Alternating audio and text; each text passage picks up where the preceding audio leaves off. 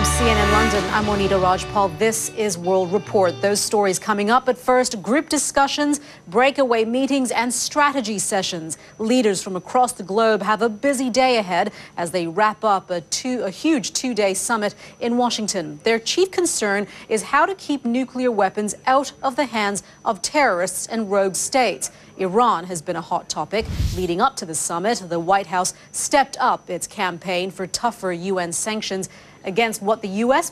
and Russia control the most nuclear weapons, and even though the two countries' presidents have signed a disarmament measure, it only reduces missile capacity by 30% from the former limit. To maintain its current stock, the U.S. must continue rigorous testing to make sure they'll work if ever needed. Jill Doherty went to California to see how America maintains its warheads. The remains of Maria Kaczynska arrived in Warsaw just a short time ago. Poland's much-loved First Lady will lie in state beside her husband. Phil Black joins us now from the Polish capital with more on that. And still, the crowds are growing behind you, Phil. Yeah, Monita, yet another moving event here in central Warsaw. Well, Kyrgyzstan's new self-declared interim government says it plans to arrest the country's ousted president if he fails to surrender. This comes as several thousand supporters of the deposed leader Kurmanbek Bakiyev have been rallying in his support.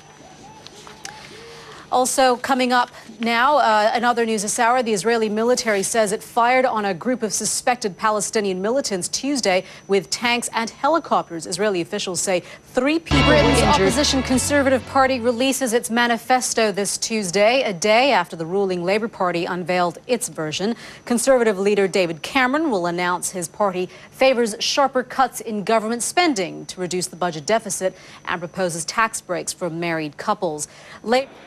Let's take a look at the global weather picture now. Maya Ramos is the World Weather Center monitoring the situation in Brazil.